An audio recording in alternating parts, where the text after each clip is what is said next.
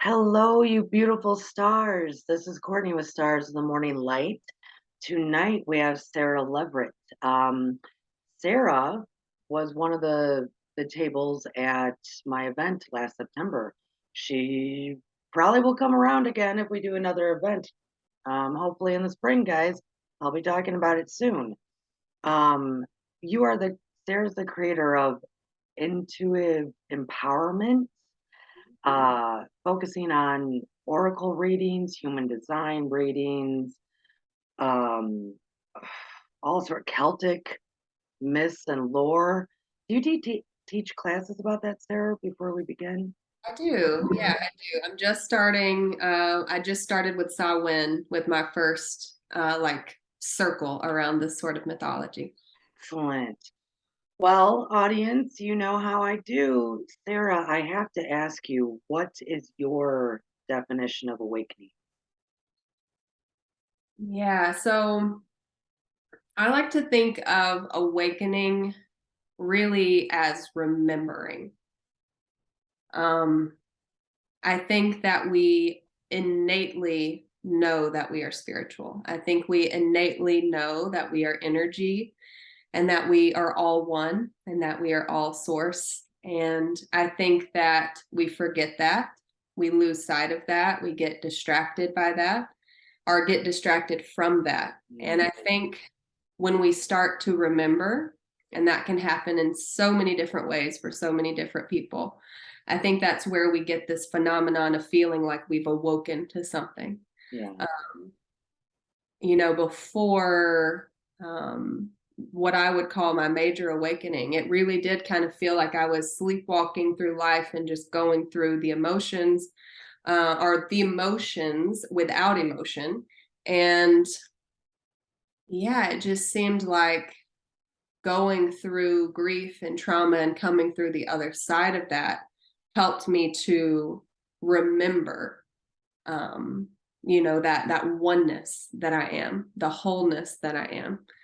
Um, and Without going into, you don't have to go into all the details, but could you maybe expound upon that big one that you experienced? The big sure. awakening? Yeah, so in 2016, I had just finished up grad school, and I'd been checking all the boxes. I was like high school, then college, then college, then grad school, and I had my first job lined up as a classroom teacher. And my life was kind of, it was going in the trajectory that I thought it was supposed to go in. And I had a partner at the time that I was living with and best friends with, and we both thought that we would spend the rest of our lives together. And tragically and unfortunately, he passed away very, very suddenly. Um, Yeah. I was at a work event in Atlanta, and he was at our apartment in Birmingham, and yeah, suddenly passed away. He had a lot of struggles that I didn't know about. He had a lot of um, issues that I didn't know about, and I guess that speaks to how I was kind of going through the motions and living life, kind of just scratching the surface, right? Yeah, like how you were saying, kind of just walking around with that veil, and I'm just doing what I'm supposed to be doing. Yeah. Exactly. Mm. So I got the phone call, in Atlanta, and I mean, just could not have seen that coming, could not have known how to process that. Right. So everything fell out from under me. My world turned upside down. And, my background was in, very conservative Christian ideals and values and beliefs. And through college, I had started questioning that, and I considered myself more agnostic, but it was just going through the motions. Like I knew there had to be something bigger, but I didn't want to think about it too much. Whatever that is fine. Um, but yeah, like that just cracked me wide open. Like remembering how intuitive I am, remembering how connected to the other side I am. Um, There you go. Okay. Can you created intuitive empowerment. Guys, the link will be in the description, intuitiveempowerment.net. How would you explain working with your intuition? Because some people, that's their greatest gift, but they don't really know how to work with it. And it sounds like you started tapping in and went full force. Yeah, it's one of those things where I made a decision. I made a choice where I decided to practice it. I decided to build those muscles and to find ways that felt really good and affirming and helped me to really trust it. That's the part that's hard. It's like we know we're intuitive, we know we have intuition, we know our inner guidance is speaking to us. Why are we not trusting it? That feels like the disconnect, I think. And I think that's where practice comes in. And that's where that development piece comes in. And realizing that most of us, the vast majority of us, are not taught what it means to use our intuition and trust our intuition in our society. It's just not something that is usually taught at home, definitely not taught at school. So we have to be willing to kind of be students and be in that childlike space and be curious and let our inner child like explore, use our imagination, like I really think imagination is the bridge, right? From like what's coming through intuitively for us. We have to be willing to trust what feels like make believe or what feels like something that's not logical. Oh, So I I think, love that. Yeah. How did how did you actually start building that trust though? I mean, because that I agree with you. I'm actually agreeing with you all through this. I'll tell the audience I was a little bit worried of how am I going to have a conversation with Sarah when I'm probably going to agree with everything that comes out of her mouth. um, how would you how just a little tip as to starting to build that trust because I agree. I think that's the hardest part for people. yeah. So when I look back at the very beginning, right, like very shortly after that event in 2016,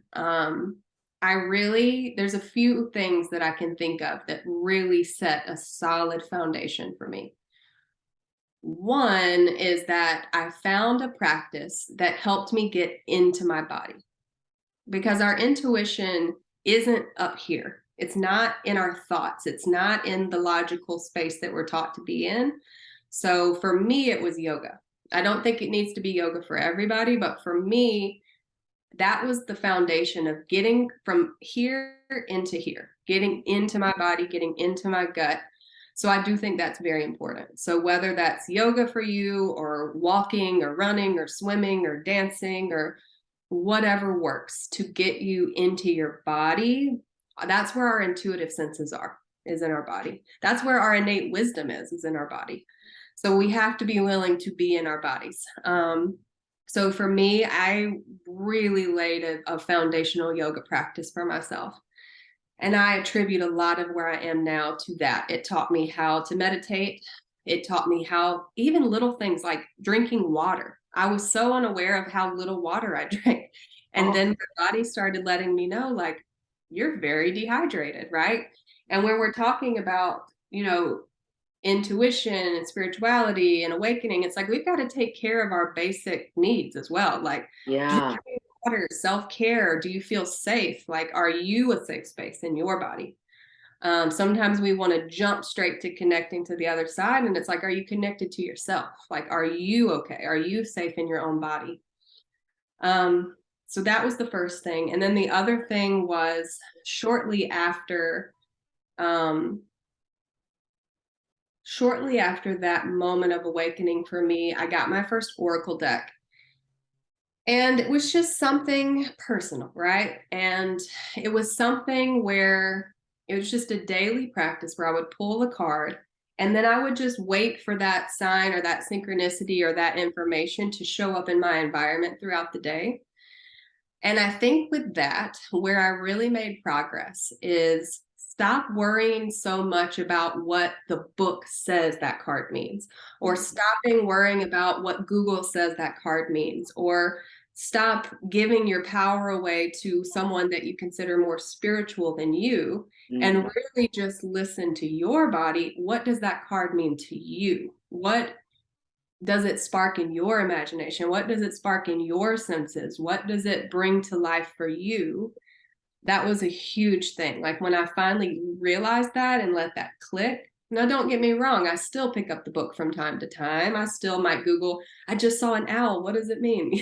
But like that's not the end all be all. That's not where my wisdom comes from.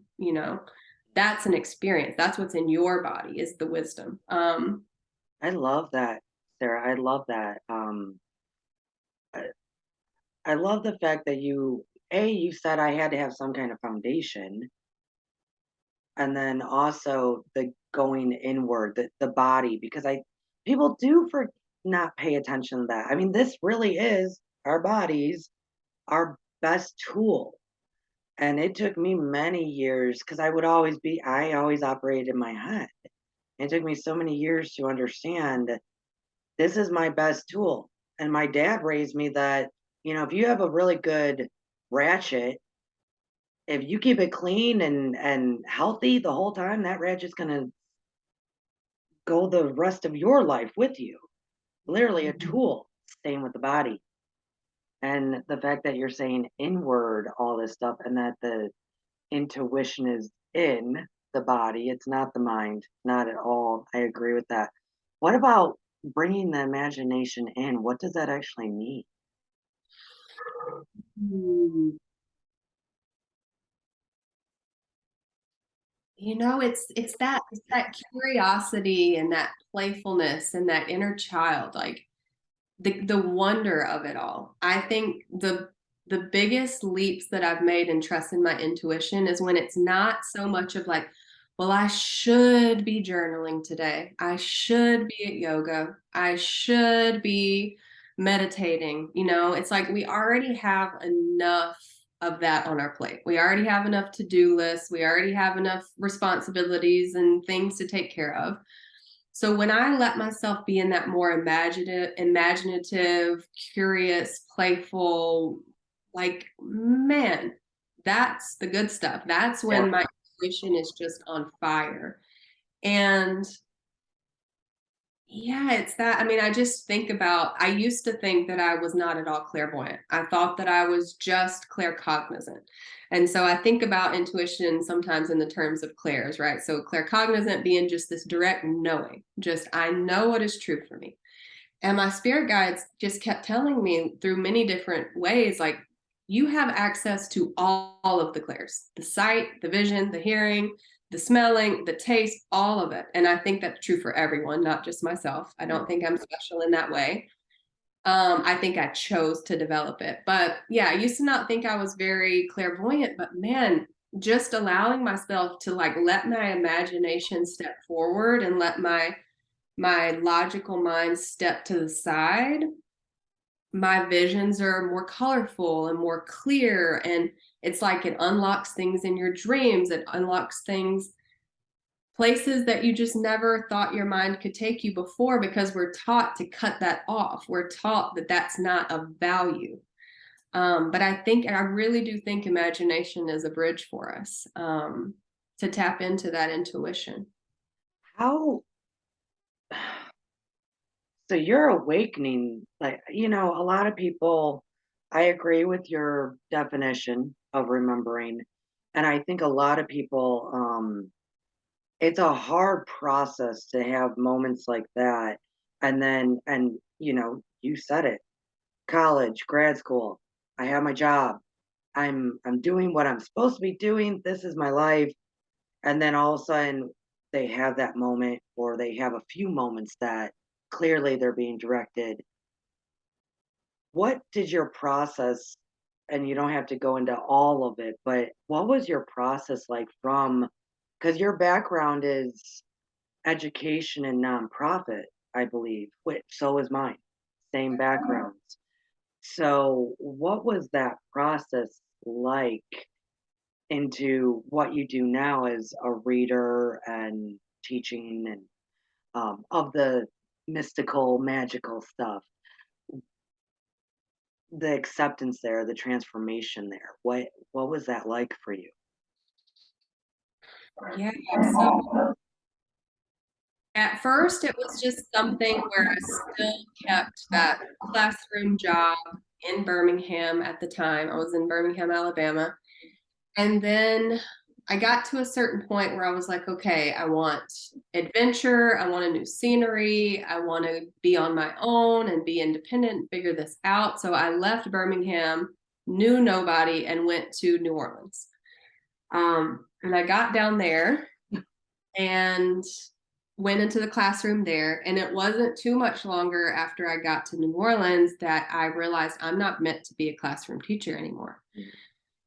And my entire identity was wrapped up in being a teacher. I thought that that was my forever. I thought that's just who I am, and that's how I was going to be, and that's just going to be how I retire, and that was it. And so that was another layer of remembering that I'm so much more than my job title. Mhm. So I finally found it within me to leave the classroom, and that wasn't easy. I went through a major depressive state because it was like another layer of grieving. So I had attached my identity to a partner. Now he's not here. Who am I? I've attached my identity to a career. Now that's not here anymore. Who am I? Right. And so I explored the depths of that for a while, and I went back to waiting tables for a while, which I loved. It got me into the community and got people around me. Um, and then eventually found nonprofit work. And I was getting to use all of my education background and knowledge, but in a way that felt more supportive at the time. And I was good at my job. I was really good at that job. I um, I had it made there. I mean, I was like making more money than I thought possible as a teacher. I could work from home. It was very flexible. I had great benefits. I had all the perks of doing professional development when I needed it or wanted it. For the most part, I loved the team that I was working on. And so on paper, for everything to be so great, but then this calling and this pulling and this intuitive knowing that there's something else out there for me that doesn't just look good on paper, but will deeply feel good. So it started that I started reading tarot and oracle for friends and family, and just a very small circle of people on Instagram that I had created around spirituality. And then by that time, I had found hypnosis. I had found past life regression. I had found meeting your spirit guides through hypnosis. And so I decided I am going to pay my way through hypnosis training with this money from tarot and oracle. So saved up the money, found a mentor, and got trained in hypnosis and past life regression. And that really was the next layer of opening up intuition for me, like going more into that subconscious space, deprogramming, deconditioning, getting into the mind, and really exploring. That's when I realized I'm not only intuitive, but I have this like mediumship when I'm in this trance like space as well. So, yeah, I got trained, and I would say it took, I don't know, within a year after that for me to continue like holding on to both, like the 9 to 5, but I'm also like doing this passion work in this business that's really inspiring to me. And I kind of decided with this move to Chattanooga that that was also going to be this transition to fully jumping into my business and what I was creating for myself. So intuitive empowerment started August 2020. I left my 9 to 5 October 2021. And yeah, I've been here in Chattanooga, building it, and it's evolving every day. But I am more aligned in my work than I've ever been. And I'm getting opportunities to still be the teacher I always wanted to be and still be the mentor I always wanted to be. And I had no idea how it was going to look. But here I am. Yeah. I think I think I started Stars of the Morning Light, my business in August of 2020 as well. I'm pretty Wow. sure I did. Yeah. It's hard for me to remember back, but yeah. I didn't start the YouTube until no like, oh, it'll be my anniversary pretty much when this airs for the YouTube. So that's nice. Happy anniversary, all you beautiful stars. We've been together for a year. Um, yeah, that's fascinating. So yeah, you and I are very similar in our trajectories of how this looks and feels. Definitely. Um, when did you start getting into the Celtic myths and legends and going that route? Oh, yeah. So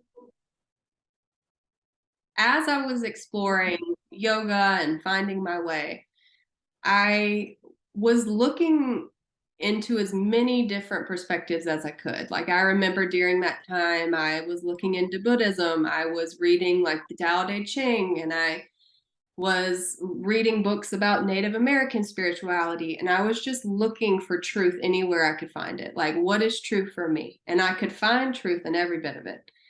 Um, and I went about that for a while. And I just considered myself generally spiritual, but not religious. That's kind of how I saw myself. And I had a dear friend in New Orleans. Um, and I was speaking to her about this disconnect that I felt from my ancestors. Like I was having a really hard time seeing past, well, all my ancestors are just conservative white Christian men, and we're the problem, right? It's like everything that's wrong with the world is basically my ancestors' fault. It's kind of how I felt. And so I was looking everywhere else for truth and spiritual wisdom and having a really hard time looking at my roots for spiritual wisdom. Mm, And this was a black queer woman, and she looked at me and she said, that's not helping anybody for you to feel that way, to think that way, to hold on to that guilt. And she really, really challenged me to look further, look deeper, look, if you're not ready to accept the Christianity quite yet, look beyond that, look further than that. hmm And man, am I so grateful. I am so grateful. And there's been many times where she has checked me on, spiritual appropriation, cultural appropriation, picking up terms and, using them within my language and my business. And so I'm so thankful for that, because every single time it sent me deeper inward and deeper. Well, what is the language that is resonant, with me and my lineage and my roots? And so it was like within days of Sarah, can you explain that a little bit more for people, sure, as far as the language aspect? sure. Before, I mean, go ahead. one of the one that's coming to the top of my mind is, so one of the ways that my intuition works is through animal energies, like collective animal energy. Not so much like speaking to your pet on the other side, but like feeling a certain animal's like collective energy around a person, around an event, having animal guides show up in my meditations in the world around me. And for a long time, I didn't have a word for it other than spirit animal.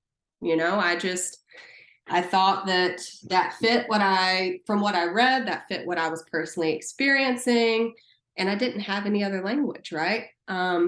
And yeah, this person very lovingly, very gently, but still very directly sent me resources on what that means to the Native American culture. And like, I have zero Native American roots, right? So like taking it and kind of whitewashing it, and then a step further of like using that language in a business, that's where it gets kind of hazy, right? It's like, okay, so I'm so thankful for that, and for that next layer of remembering, right? Yeah, And so I started looking for better, more fitting language that wasn't pulling from another culture, right? right.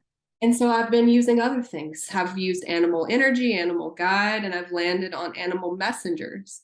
But language is so, so, so important. It is. I had you clarify because I actually talk a lot about that on this program because we're in this kind of consciousness. I mean, there's always different consciousness at play, but we're in this one now that things are becoming very muddy in the waters, or very like this is a cookie cutter this program, or and it's hard because in business, like you said, like the term quantum, um I've attached that to something on mine, and I just can't have it there anymore because I did it because why? It's a kind of a tag word right now. It's kind of a when it has absolutely nothing to do with what I'm doing, and it's that to me is scary because I'm looking at 20 years down the road of all this muddy water. What is it doing? So I appreciate you kind of explaining that that term might be really only for this particular topic or this particular training and skill and what have you, opposed to just throwing it out there for everything. I we talk about that here a lot. So it's not just me, folks. It's not just me that realizes the importance of language. Um, Absolutely. Going back to the Celtic though, so I'm assuming that you dug deeper into your roots. Yes. So I, at the time, now I have a better relationship with the word pagan, but at the time, I just didn't see myself in that. I guess I just kind of attached it to one particular stereotypical idea of what that means, and I Mm. couldn't see myself in that word. And so it wasn't very long at all after a conversation with this particular friend that it was like the universe was putting the word Celtic everywhere I looked. I am not kidding you, Courtney. I was in New Orleans in a restaurant picking up to go food. I went to the bathroom in this restaurant, and the toilet paper was called Celtic toilet paper. Like, I Find was the seeing synchronicities. it everywhere. Like, I couldn't stop seeing it. And so I back up I pulled back up my like ancestry report, right? Ancestry.com, and realized that in every single description of every single place that I had roots, that word showed up in every single description, the Celtic nations, the Celtic people. So I was like, okay, there is something to this word. There is something to this for me. And I started just researching, mentors, read like books, things that I could look for, more information. And I found a mentor in Ireland. Oh, very cool. Yeah. And so Irish is not like the like highest percentage in my ancestry by any means, but I was realizing that Ireland was able to keep a lot of the Celtic myth and lore that many of the other Celtic nations just wasn't able to hold on to Yeah. with the church and with the patriarchy. So I thought that Ireland would be a great place to start just because of how rich the mythology and the folklore is and how much of it is recorded. So I found this mentor in Ireland and I spent a year working with her. And it was through the lens of like goddess mythology, feminine embodiment, and the wheel of the year, like studying all of the different fire festivals and the season changes. Oh, and it's like I saw myself in every bit of it. And Oh, like following Mother Nature's lead, I think that's the root of all indigenous, culture. If you go back far enough, we are one with Mother Nature. yeah. And so seeing that reflected in something that's also reflected in my ancestry, it was just like I would say I have a path now. Whereas before I was grasping for like truth here and truth there and truth here. Now it's like I have a path. I'm choosing to remember this path. And now the next phase of that is, okay, now I'm going to look at Scotland, and I'm looking at Wales, and I'm looking at like the mythology around Avalon and what that means. And Can you, whatever you know about Avalon right now, can you maybe throw that out there? Because I know for a fact, like I said, I have some listeners here that they need to, well, they want, they're going to look into it. That's how I, so what can you say about Avalon? Because I did not know that when I say the word Avalon, most people don't even know what I'm referencing. I did yeah. not know that. I thought everybody knew what that was. So what is that to you? Yeah, so there's debate out there on whether or not Avalon actually existed, or whether it's more of a different realm, or whether it's a lost civilization, sort of like Atlantis or the Lemurians. Um, for me, I think of it very related to the other world, right? And that actively and latently spiritual energy is all around us, and I just feel like it's something we slip in and out of. And so whether or not Avalon was actually a physical island or not, I think the exploration is worth it, and letting your intuition go there and just see what comes through for you.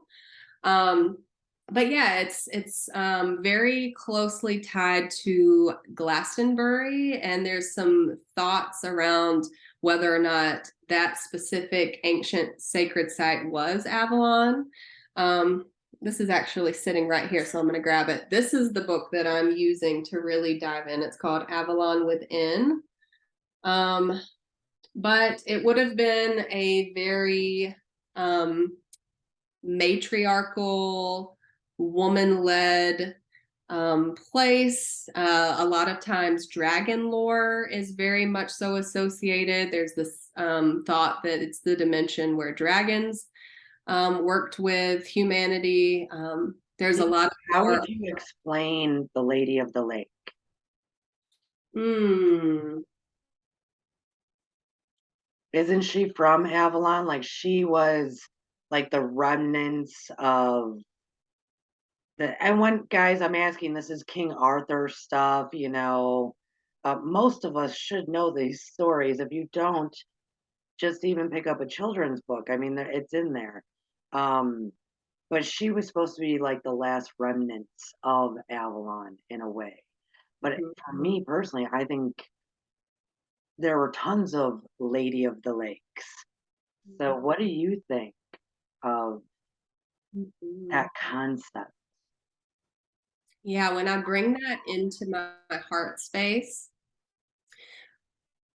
so the journey to the other world, the journey to Avalon usually happens across water. It's like the human 3D physical is on one side, and then we travel across water, we travel across mist, and then we're in this more spiritual otherworld Avalon space.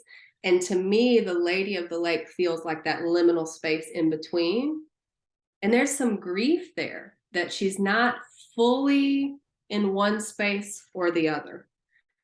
But there's magic there as well, because she can like have one, almost like one foot on each side. It just feels very liminal. Um, that's what it feels like when I bring that inward.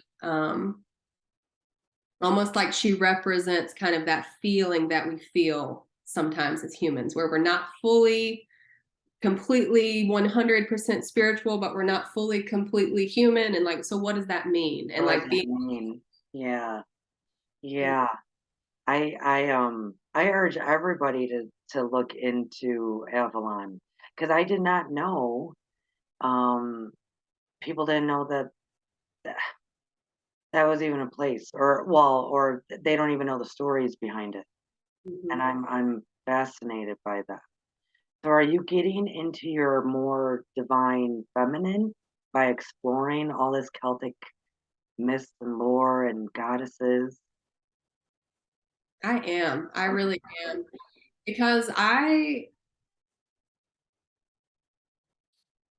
can be very masculine in the way that I operate with like career and work and like this fierce independence.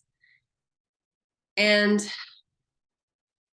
the divine feminine is really showing me more about the darkness that it is the light, Mhm. which I think is beautiful.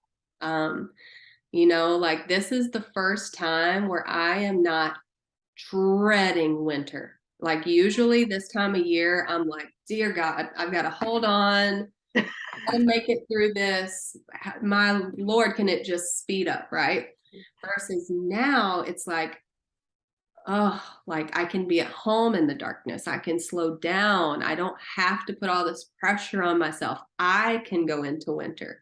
Yeah, I can go into grief. I can let go of things that aren't serving me right now. yeah. Go Um, be the crone. It yes, is glorious to be the crone for a while. I absolutely. yeah, it took I get it because we're both Sarah and I are a lot of fire. We're a lot of fire signs. So of course we're like, yes, give me the sun, give me the light, give me, and then winter, I even moved down here because of that. I couldn't handle northern winters, but now I actually appreciate this time more so going into the crone and embracing her wisdom and her power of being able to let go and be, it's a good time. Oh, so that sounds lovely to me. That just sounds more of the feminine and emotional maturity, honestly. Definitely. That comes with age. Yeah. Oh my God. So what goddesses are you more attuned with? Like which ones are you do you Mhm. favor? Yeah. So speaking of the crone, the Caliac for sure. The Caliac for sure. She just feels like Mm, everything I want to be with aging and like just stepping into that and just like so supportive, like the most beautiful grandmother energy. But she mhm. also doesn't play around, right? She's also very much so serious. Uh the Morrigan, for similar reasons of just like leaning into that darker feminine. Um, When you say darker feminine, can you explain that a little bit to people why it's like such a bad thing? yeah, yeah. So I think about how I talk about shadow work when I think about this. So we are socialized as feminine beings that we're supposed to be right in the middle, right? Like don't be too happy because you're taking too much attention away from, the more masculine. Don't be too angry because now you're a bitch. Don't be too sad or too whatever because now you're crazy, whatever it is, right? So we're just socialized to be right in the middle, right? Mm, But then what we're doing is we're saying, well, then we only get a little bit of joy as well. And we only get a little bit of gratitude as well. So for me, the dark feminine is like, I'm going to be angry. I'm going to be sad. I'm going to grieve, and I'm going to let those emotions be as big as they need to be. I'm even going to be afraid if I need to be. Um, and then what we do on the flip side, naturally and innately, we open up so much more joy, so much more euphoria, so much more connectedness, so much more gratitude. But we have to be willing to look at that darker stuff. It's not necessarily good, bad, right, wrong. It's all of it. And that's what I really love about these Celtic goddesses is that they're not in these neat little boxes with neat little bows where it's like, this is the goddess of love. It's like, no, she might be the goddess of love, but she's also the goddess of rage. yeah, It's all of it. excellent. What I mean when I say darker. Yeah, we can't have the sun without the moon. Yeah, definitely. Can I before we I ladies and gentlemen, go to Sarah's website. She's got classes and material there and you can always get a reading. That's what I want to talk about briefly. Well, actually, maybe we'll get really into it. I don't know. This whole human design thing. Mhm. I know that you're a reader with it. I know when I met you, I kind of did the whole, what is this? And Mhm. I know for the majority of my subscribers here, we have no idea what that is. And I don't know, like, is it like technology coming together with, I don't understand what's going on. I really Mhm. don't. Can you explain the human design to me again? Sure. Yeah. So for me, human design is a self-exploration tool. It's something to, if you're the type of person like I am, who you love astrology, you love those personality quizzes, you love all the different ways where you can learn more about yourself. Human design is so, so beautiful for that. So it's a relatively new age type of That's modality. new. It's definitely new because I've never seen anything like that. So keep going. I'm sorry. It's definitely new, guys. So all of us old folks, yeah, that's why we don't know what's going on. So it's a channeled system, and it came about in the 80s and then has very recently definitely creeped its way into more of the mainstream New Age spiritual space. So I say all that to say, for me, it's like take anything like that with a grain of salt, right? Like take it into your body, take it into your intuitive awareness and decide this fits for me or this does not fit for me. Hmm. Also, back to our discussion on cultural appropriation, right? Human design is pulling from this idea of the I Ching. It's pulling from ancient astrology. It's pulling from um, the chakra system. It's pulling from all of these places, the Kabbalah. So the awareness of that, I think, is very important as well. That like human design, it's pulling from ancient places and it's worth like looking into those systems as well, I think. um, but the major pillar of it is astrology. So when you're looking at the natal chart, you're looking up and you're saying, okay, this is the blueprint of who I decided to be when I came to earth. I think human design then takes that and lays it over your energetic body here and says, okay, how does that work for you? How does that show up in how your energy works? How does that show up in how your aura feels? How does that show up in the best ways for you to make decisions, for you to live in alignment and live in ease? And it's all meant to be an experiment. Okay. It's not meant to be this like big T truth. This is exactly who I am. And now I need to be exactly what this says I should be. It's all meant to just try it on, experiment it. Does that work for you? Does it not? If it doesn't, let it go. Try something else. So Hmm. that's what I really like about it. And I also think that there are people in the human design community that see it as a dogma.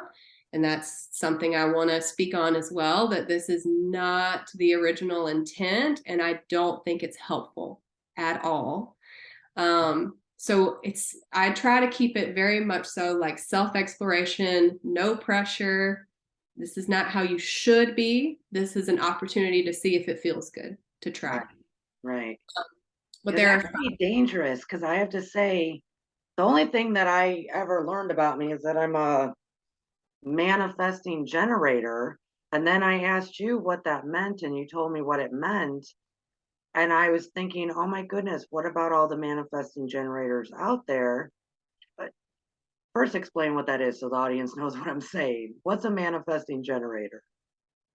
yeah, so in human design, there are 5 energy types. 2 of those are what's called energy beings, and 3 of them is more of a non energy being, meaning that 2 of those types create energy for the world around them, and the other 3 kind of use the world around them to kind of guide and give them that boost of energy. This is a very complex system, but That's it's a very fine. They simple way to can, say that. right. So a manifesting generator falls into that bucket of an energy being. So they're here on Earth to bring life force to the planet. They're here to um, do that by focusing on what brings them joy. focusing on what lights them up. And then naturally and innately, it's like that motor of energy just fills up that cup, and that cup overflows to the world around them. So for someone like me, who's a non-energy being, I'm more in my flow when I'm being instead of doing. So if I'm around you, Courtney, and you're really lit up, Doing it, yeah. loving what you're doing, I'm getting say that again. I'm giving it to you then, Sarah. Yeah. I get a little bump of that energy, and now I'm feeling boosted by that as well. Right. Whereas, like, I'm a projector, so my gifts are more in how I see things, like being more in an observing space, taking in the world around me, and then using what I see to guide energy, and less about following that life force and doing things. Okay. So what I was gonna say, so that's some of the stuff that you get with human design, ladies and gentlemen. But what I was gonna say about that is, let's say I learn that and I'm not at a mature place in my life where I'm still questioning all sorts of stuff. And I heard that I was a manifesting generator. I could interpret that as, oh my goodness, if I'm not doing this, I'm not then doing what I'm supposed to be doing in life. Like it could take me south very quick. It could take me in a whole different direction. So I do appreciate you putting out there. Same as like our natal chart. That's really just a blueprint. That doesn't dictate really. I mean, it's not dictating our decisions. It's not dictating. So I'm very happy because I have met people that yes, human design has become their jam so much that yeah, now this is like their dogma and which is never should be. So it's got its pluses and its minuses, especially if you might get a reading from somebody who's just started and they're not telling you that kind of thing of like, hey, if you haven't hit your manifesting generator self yet, it's okay, you know? Yeah.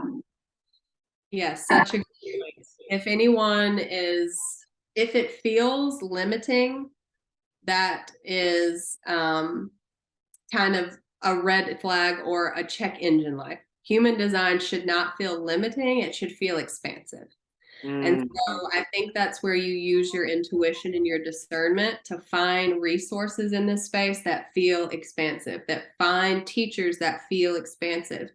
Anything that's putting you into a box or making you feel like you should be or should feel a certain way, I think that's definitely a check engine light, and maybe yeah, changing directions, changing resources, something like that. yeah. But I appreciate you saying that. What can you just kind of we already talked about so there's 5 different energy type beings. Is there any other kind of like highlights of why it is beneficial to get a reading by Sarah? Is there a is there any real benefit, just maybe 3 key points as to this is the kind of wild stuff that can come out of it? Yeah. So for me, the human design big three, just like with the astrology big three, is your energy type, your strategy, and then your authority. So your human design type tells you how your energy works and how it feels for the people around you, how it might feel for yourself. The strategy then tells you, okay, I know this about myself. I feel this to be true about myself. So now, how can I use this? Mm, What can I do in a very practical way? That's my favorite thing about human design is it's so practical. I've walked away from many, many astrology readings, and I'm not knocking this at all. I have felt a lot of wonder and a lot of awe, and I felt like I've been seen, but it's not always like this practical. Now, yeah, what do I mm, do? yeah, you do now. Yeah, And I'm a very practical person. Just as yeah, much as I'm intuitive, I'm also just as practical. yeah. Um, so their strategy is like practically, what do I do now? What do I do with this? Or what can I try? Um, and then your authority is like, and now you're out in the world, you're feeling more ease, you're feeling more alignment, you're presented with a decision. this is how you can better tap into your body to figure out how to make that decision for yourself. It kind of gives you a clearer idea of how that intuition might specifically be showing up for you in your body. So for some people, it's a gut feeling. For some people, it's this like intuitive knowing. For some people, they need to process a lot of emotions before they get to their clarity. For some people, they need to talk it out and they need to hear their truth through speaking. So there's a lot of different ways that that could be specific. But the more you get into your chart, the more unique and specific it is for you. So there are these like high level buckets of information, just like with astrology. But the more you get into your natal chart, you see how unique it is. And that's very similar for human design. Wow. Okay. Okay. I can see how, because I like the practical stuff too. You know, I grew up, my mother was an astrologer, and so I have a weird relationship with, I mean, I'm better now as an adult, but it's because, like, you know, when I was a kid and I was acting out, well, you're doing this because this is in your seventh house and blah blah blah. And it was like, maybe no, I'm just an angry teen, mom. You know what I mean? It was always something to do with my natal chart that I kind of for a very long time just put that aside of like I could care less. I'm just gonna be me. Um, but then when I returned to it, it was like it does end up kind of giving you that feeling of like, and now what do I do with it? Okay. I mean, like everything in my chart will say, you know, the work I'm doing right now, I have to do it. I'm not gonna live basically without doing it. And but then still, and then what? And how do I use the gifts? How do I use that? How do I yeah, so I like what I'm hearing. I actually want to ask you one more question, Sarah. Do you feel that intuition is a part of being an empath? Mm, interesting. So I think we are all intuitive and I think we are all empathic. And I think the more we understand ourselves, which is our intuition, the more we understand each other, which is our empathy. And I think for a lot of people, their intuition does work through that clairsentience of how feeling what other people feel, feeling what um, what a room energetically feels like, feeling collectively what a crowd feels like. And through that empathy, they get intuitive information. It is. I think it's very interconnected. I don't know that I can clearly parse the two out. Um, I think they do. I think they work together. Mhm. Yeah. I was curious what your answer was going to be. I believe we're living in a time that empaths are everywhere, and there should be. I mean, that's why we're living in this time. You know, the two go hand in hand of what's happening here. Um, but for some reason, I think a lot of empaths don't. Well, the trust of their intuition, but also because they might feel too, you know, be feeler empaths as I call them. They're taking in the feelings or what have you. It's as if they disregard their intuition when it's like your intuition can also, depending on how much you develop it, it can develop into psychic ability, you know. So I wanted to put that out there and ask your thoughts because if anything, I wish people would start taking that more to heart. That they working with their intuition can empower them as your business is called. I really do believe that. So, Miss Sarah, is there anything you would like to say before we sound out? Hmm. I just want to express how much community means to me and being welcomed into your community, Courtney, I think is an honor and a privilege. And I'm so grateful. And by extension, I love you. So I love your community, and I love each and every one of you that comes across this video. Um, whether it's online or here in Chattanooga, I would love to stay connected and to Yeah. hear from the people that find this. And I mean that genuinely. Like, I love connecting with people. So thank you, Courtney, for this opportunity. I really am grateful. Yeah, we're welcomed. I mean, we're grateful to have you. Um, and ladies and gentlemen, I know she doesn't mean that sincerely and genuinely. They know who I am, my community here and everywhere. They know that light reflects light, that our light reflects back and forth with each other. So they know people that I have on here, I choose. I don't do it for the ratings. I don't do it for this. I don't do it for that. I do it because light reflects light, you know? So, and speaking of you beautiful stars, this is airing on Saturday night. I know it is. And Sunday, tomorrow, I will not be here for the 2 p.m. I apologize. I'm doing a big event that day, but it is my year anniversary of loving on you guys and being with you here at Stars of the Morning Light. So special gratitude and thanks to all of you. I'm I am me because of you. I am you, you are me, we are one, and we keep on shining. I love you guys. Bye.